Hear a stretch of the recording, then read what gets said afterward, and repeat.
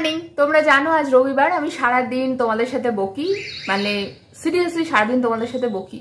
And আমি বলি যে দুপুর 2টো অব্দি, দুপুর 2টোর মধ্যে যা বলার বলে নেবেন, কিন্তু অবভিয়াসলি সবার পক্ষে সম্ভব হয় না। সেই শেষ হতে হতে রাত হয়ে যায়। এখন অনেক বেজে গেছে, এখন রাত 9:22। ঠিক আছে, এখন আমি ভিডিওটা করছি কারণ একটু আগে ওনার সাথে আমার কথা হলো, সকালে ওনার মেয়ের সাথে আমার কথা হয়েছে, একটু আগে ওনার সাথে কথা হলো। তো আমি নিজে অবাক হয়ে গেছি, মানে সকালবেলা এটা শুনে আমি শেয়ার করতে পারতাম যদিও সময় হতো না, বাট স্টিল তাও আমি ওনার সাথে কথা না বলে কখনোই এটা শেয়ার করতে পারি না।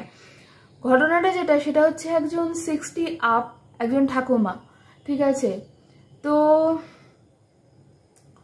তার এত পায়ের ব্যথা, পায়ের যন্ত্রণা নল, সেই নিয়ে উনি ওষুধ খেতে শুরু করেন।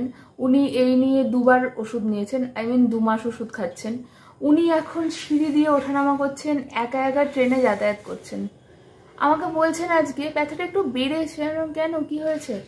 না বুঝলেন তো, আমি তো বলে একটা জায়গার নাম বললেন, যেটা আমি বলছি না, গেছিলাম, সিঁড়ি দিয়ে গেছি, পুরো ওভারব্রিজে উঠেছি, নেমেছি নয়, তো সেই জন্য হাতে ভারী ব্যাগ ছিল, সেই জন্য আমার একটু ব্যথাটা বেড়েছে। I was like, what? আপনি সিঁড়ি দিয়ে উঠলেন কি করে? উনি বলছেন পারছি, উঠেছি। আমি বললাম ওকে, মানে আমি আনন্দ পাবো না দুঃখ পাবো না রাগ করবো না বকবো, আমি নিজেই মাঝে মাঝে বুঝে উঠতে পারি না। And this is the scenario. By.